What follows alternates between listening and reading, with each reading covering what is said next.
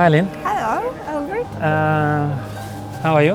I'm good. How was your train from Arendal to Oslo? That was amazing. I like taking the train. Yeah, very much. All right. Free coffee and everything, and the comforts. They have a comfort zone, you know. Yeah, and you had time to take a milkshake. Yeah, then I had the smoothie exchange when I arrived at the Oslo Central Station, and you get really filled up with these.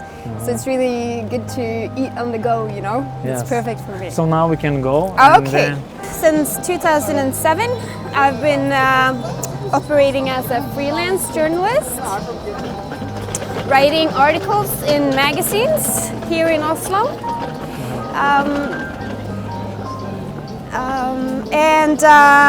I mean, I started doing that as a side job. When I first moved to Oslo, I actually got a job in a bank.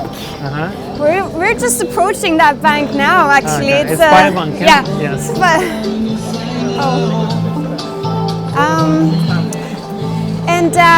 That's where, well, before that, I have, that's where I first was met with the customer service side of working with customers and people. But before that, I had also been working in a clothing store, and that was actually how I got that job when I moved here. You moved from Arendal, yes? I moved You're originally from Arendal? Yeah, Okay. I'm originally from Arendal. That's a small little town in the south of Norway, 4 hours from here. But everyone knows about that Arendal? Nah, it's because not. of the Arendal Uka. Yeah, that's Yes? true. That's true. It's become a little bit more known here in Norway now because of that. That's true.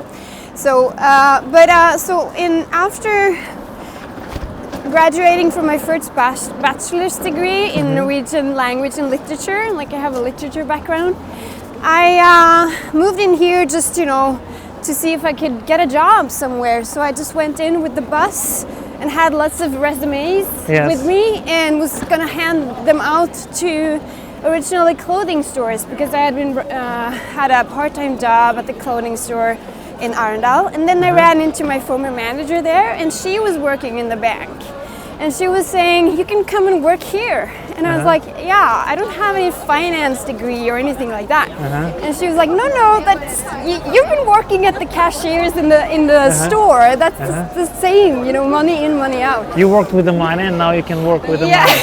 Yeah.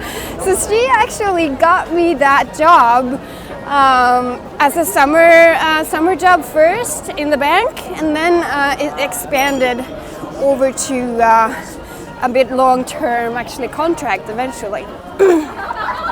But the thing is with that, after that,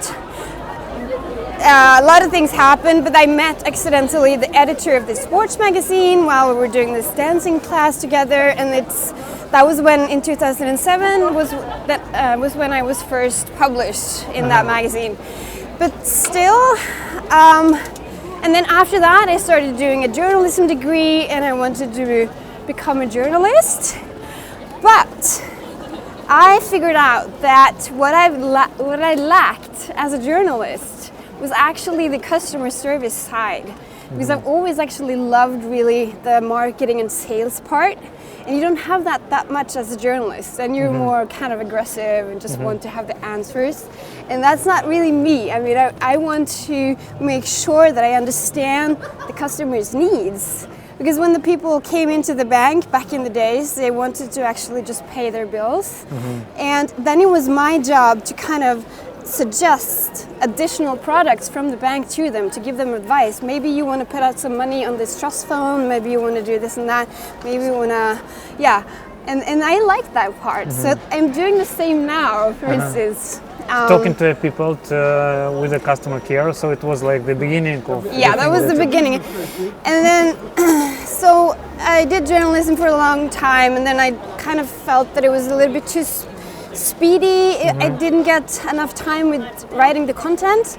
So eventually I got a job in a marketing agency here in Oslo that was actually one of the first that started doing inbound marketing here in Norway.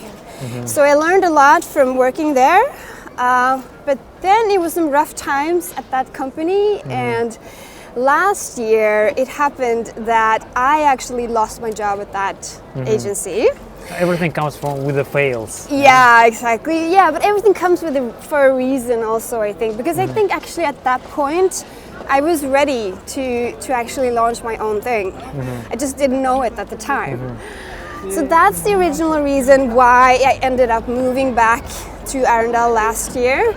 Originally I didn't want to, but then eventually I didn't get another job and I didn't have another choice. But that's when I started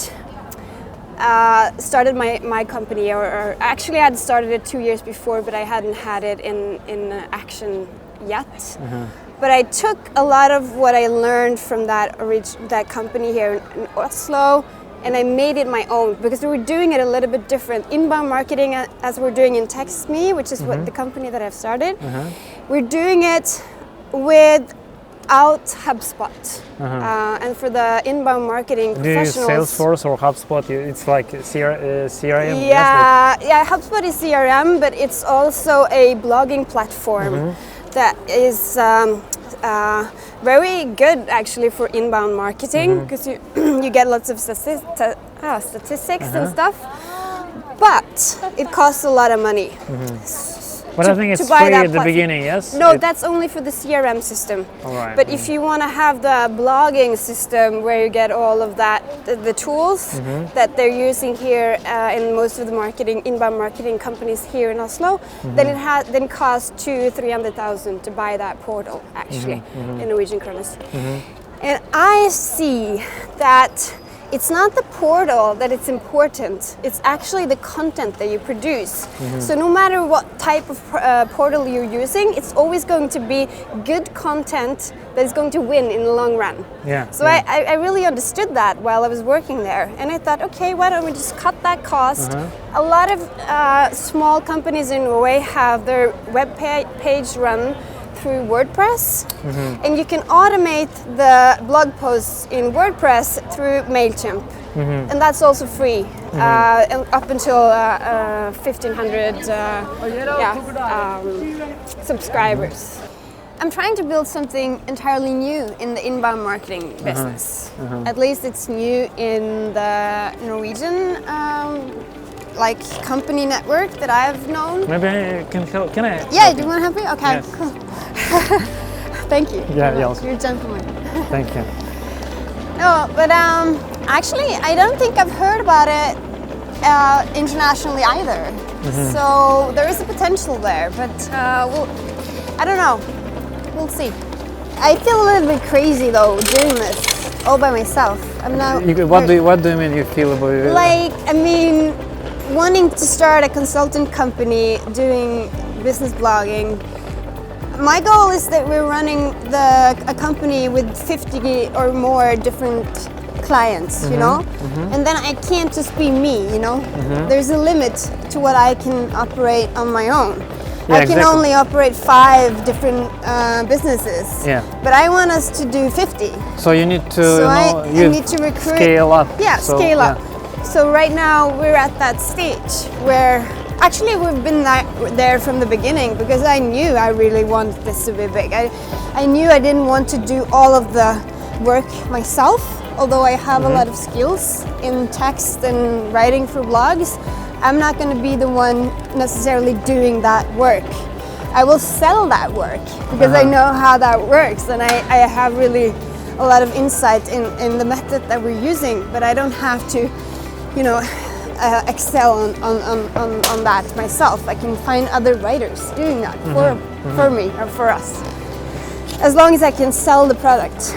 So basically the story that you've been talking from the beginning, it started that you start to work as an employee, and you start and then you step by step you understand what you want, you start to communicate with the people, and then you find out the need, and then you decided to work on yourself as an entrepreneur.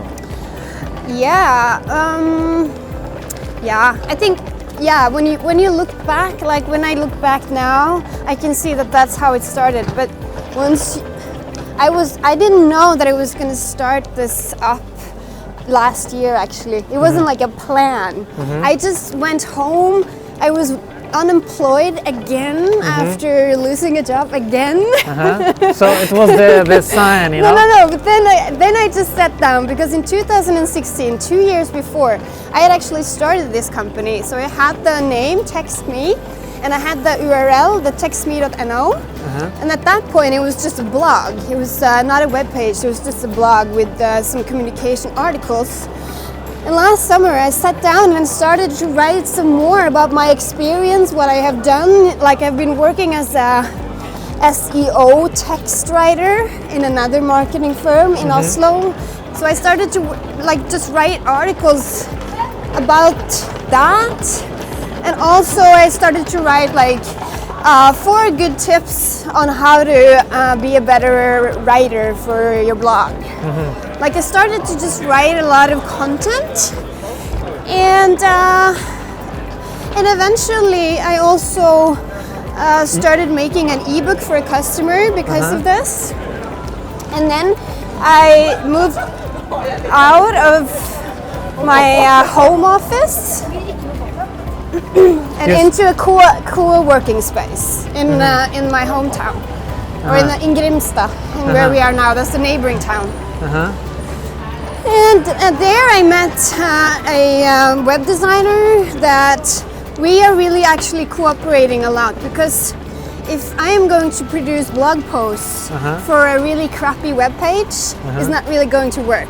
Yeah. So if I get a customer that wants me to help them get more clients, and then I see, the web page is really shitty, then I say to him or her, first we need to do the web page, because there's no point in sending your customers into a shitty web page. Yeah. So visit card, you look for the. So then I send them over to my business partner that is then doing the web pages.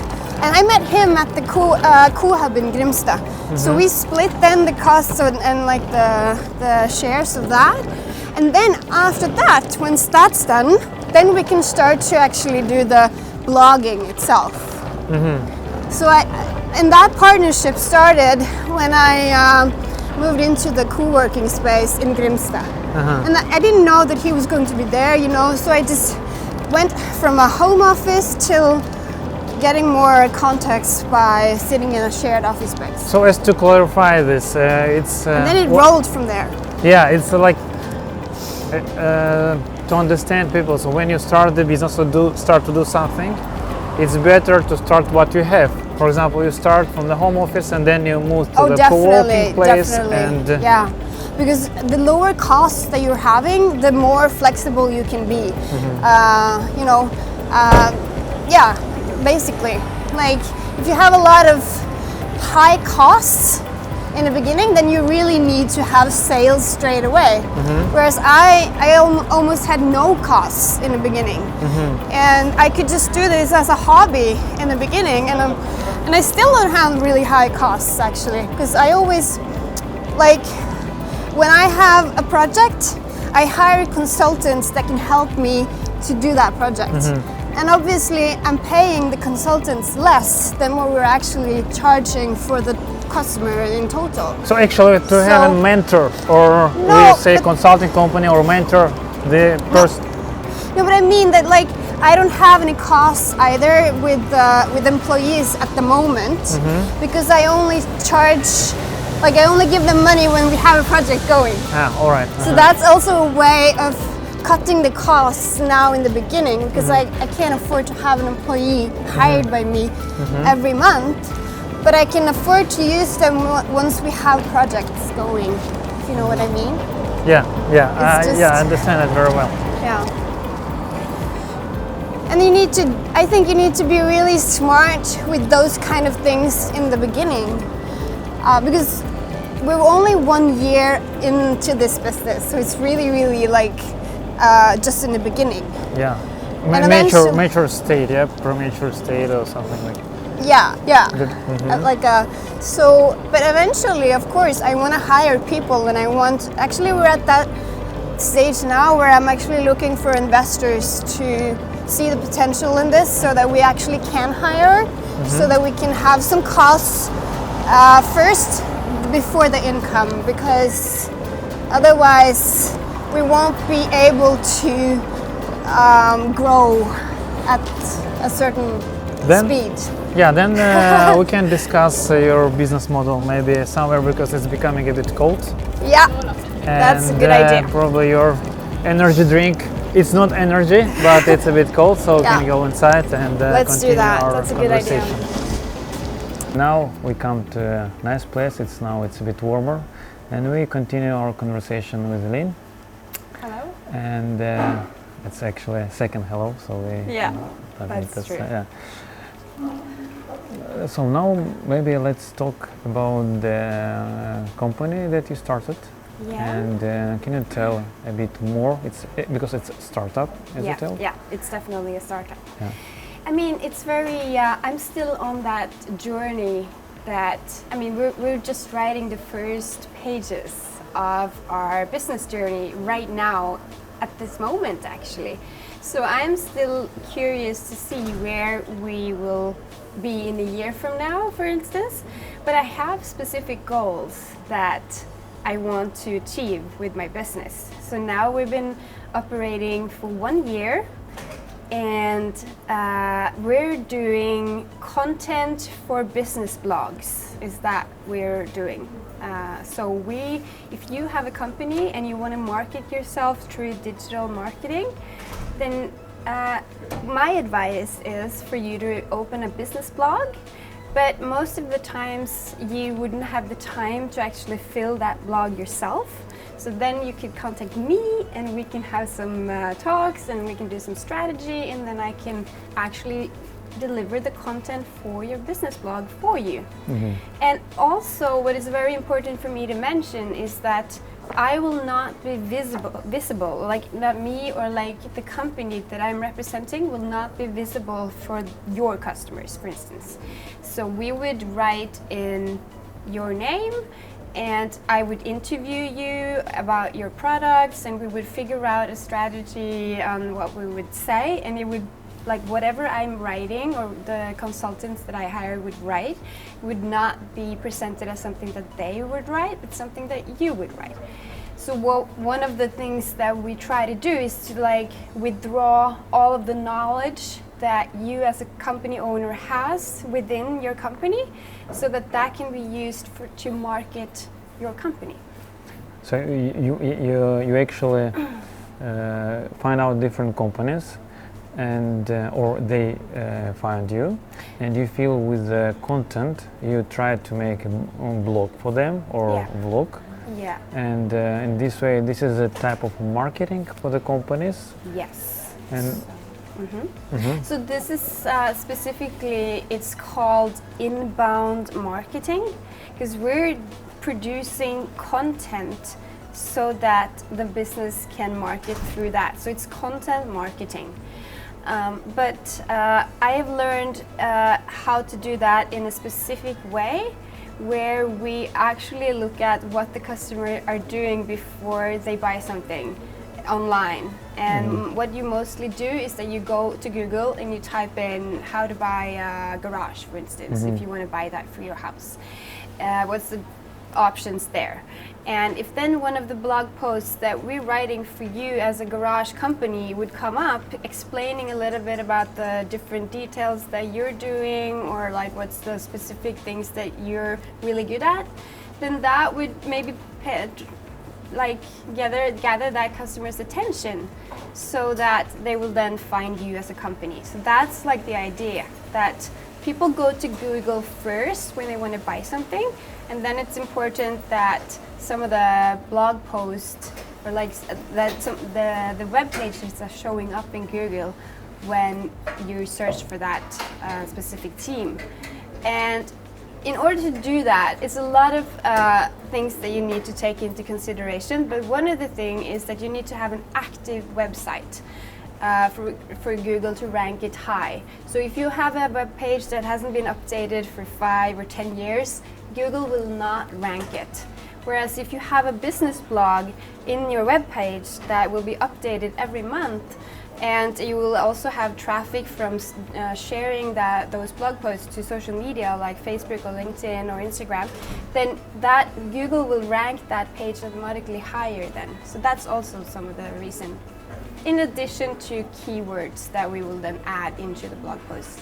So basically it's like SEO optimization that you do for the companies as well. Yeah, SEO optimization, and a lot of this term that's called SEO, like search engine optimization. Yeah, so we have to do a lot of like some strategy in the beginning in order to like to figure out what kind of keyword we would need to attract. And all of this. So that's like the first 2 months are some preparation month where we do all of the things that we need in order to have a successful run of the business blog. Yeah, because it's also, I guess it's important that the website should be written on different platform. For example, it should be written not on front page, it shouldn't be on like Wix or something, but it should be written so it will be much more easy to find your web page on the Google. So these keywords need to be written. So this is also very important. Yeah. I mean, yeah, the platform that you're using is important. Yeah, Wix is it's example. It's an okay platform, but it's very locked. So if you want to have any specific modules in Wix, it's not that possible. Whereas what we prefer to work with is WordPress, and there you can have this site that you want to have. If you have all the modules in WordPress are free online, and a lot of companies are using that to have their own web page. I mean, and we also make web pages for you. Like we make them from scratch by using WordPress templates. Because you need, I mean, even if it is a lot of the content is there, you need the web designer to design it the way that you want to have it with specific blocks and everything. So you need a designer to do that. And but it's a difference between WordPress.org and WordPress.com, because the WordPress.com is a blog platform, and that's not free. Whereas the other part is where you can actually make your website from scratch, actually with very low cost. There will be a monthly cost, but it's not the most expensive. So so you analyze first. If the company comes to you, analyze, and you start with a web page, for example. Then you do optimization, and then the next step that you do, it's the marketing. And that is inbound marketing that you do inside the company. Yeah. And what type of company use your services? I mean, what type of, is it company that sell food, or it is barber shops? Or? No, I mean, it can be everything. We have been working with a construction company. They build new apartment buildings in a specific area in where I'm coming from, in Agder, and they want to market that to buy the houses before it has been actually built. So content marketing and blogging is actually perfect for that, because you can then write about the area, and you can then also interview the first people that has bought a place there, and you can write about that this is a great spot for families to raise their children, or like you can have a lot of content related to housing. So that, but we also have a hairdresser blog, where we could write about all the specific services that this chain is delivering, and that's like a whole broad topic, and you know, so I mean, it varies. I mean, and also banking, financial services, it's something that is very valuable if you want to have new customers and you want to share some products that it's not so well known. For instance, savings in trust funds, and what's the benefit of doing that? Because what blogging is really good at is like taking small parts and or like the big picture and breaking it down into small parts. So you can like say one thing one day, and then the other day you're saying this thing, and then the total blog is telling the whole picture. So it's actually really good to communicate out a very complicated subject, actually. And what is the meaning actually? What is the blog? And what is the difference, for example, between blog and vlog? There is like... Yeah, no, that's a good question. Like, so blog is basically text-based with images, and you can also add video to that. Whereas how I see it is vlogging is making episodes in YouTube, like you guys are doing, but in a specific topic that will reoccur every time you're making the same video. You're doing it not with the same person, but with the same topic. So it's the same as a blog with the topic specific content there, only that you're doing that in a video series, like a video series. Because we do, when we blog for instance, a hairdresser's blog, we do have a specific like name for the blog and topics that we're writing about there. You're not writing about makeup, for instance. You know, you write about hair. And you make a scenario for this as well, yes, and make seasons or...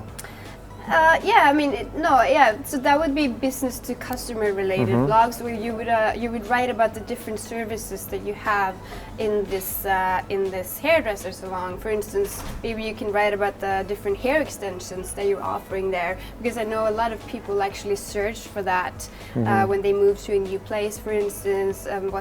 What's the possibilities here? So I mean, it's just to show off what type of services you offer as a hairdresser salon. But obviously, even if like makeup is related to like how you appear, you wouldn't write about that in a hairdresser's blog, because you would be specific about hair. And it's the same with the vlogging. I think if you're making a vlog about different people living in Norway, for instance, that is what's going to occur every time. And it's the same with the blog, only that this topic is the same, but it's different scenarios, but in text. Okay, I understand. So the difference with the blog, it's mostly with the text, and the blog mostly with the video. Text and image, And what's your plans for the company, for the text?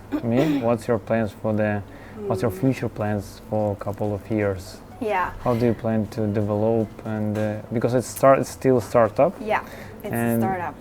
So I mean, I started it just with being me, and I realized that would be very limiting if I would only be me, because I would only be able to have 5 or maximum 10 clients. Whereas I know that I want this to grow, so I want to have 50 clients in the next 5 years. And then I need to actually find consultants that can, so that we can have a portfolio where every consultant have 5 to 10 customers each, where they run the business blog and are operating that. And that we're becoming the leading inbound marketing agency in Norway for WordPress customers. That's very important, because we're focusing on web pages that use WordPress as their portal already today. And so we don't need any other tool than that. If you have a WordPress platform, you don't need to buy anything else. We have everything we need, and we will implement all the others for you.